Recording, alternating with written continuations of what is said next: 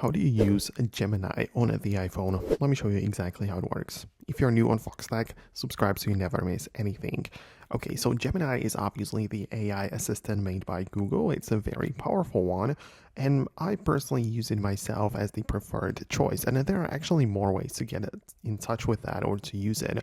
The best one would be to open up the App Store and then to download the dedicated Gemini application, because I think this is the best way to make it work. Obviously, the app gets regular updates and so on, but when you open up the app like that, you just have to make sure that you are signed in with a Google account. It's kind of important because your history gets stored in there and you have to kind of like set up an account to use it.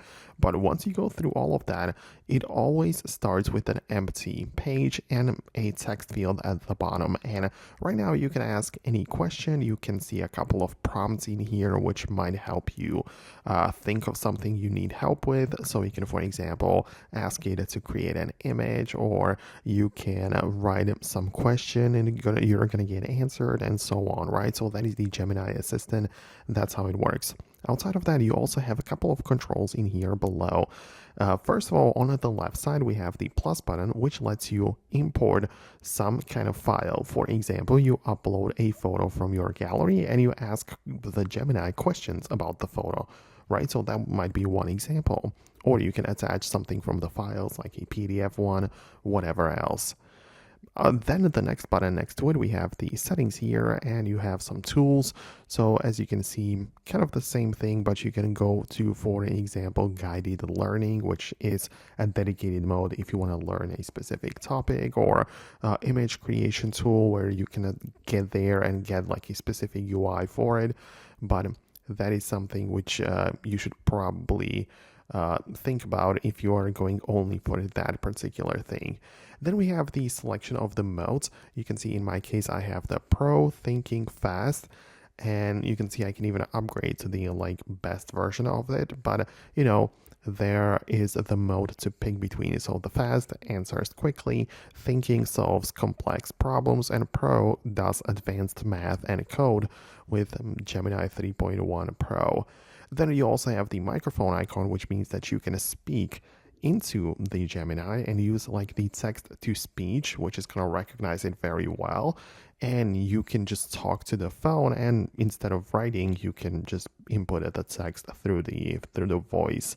But then we also have the voice mode, which is a little bit of a different thing. When you switch there, you get to communicate with the AI directly as a voice call, sort of, and you just talk back and forth, and that might be something which you might be interested in as well.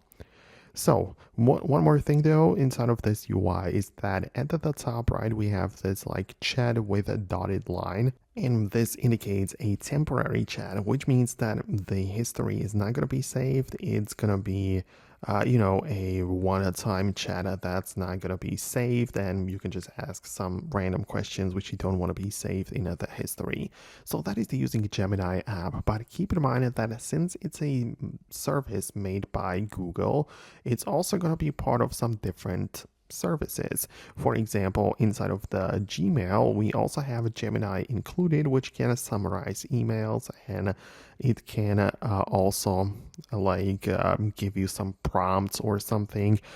Most notably, recently, the Google Maps have included the Gemini or AI interface where you can ask something specific about the maps and so on. So that might be as well something which you might want to use outside of the dedicated Gemini application. So keep in mind to check out the Google services of your choice if the Gemini is not included in those, or if you cannot utilize it for yourself. So I hope it helps. I just wanted to explain the whole thing and how I like to use it.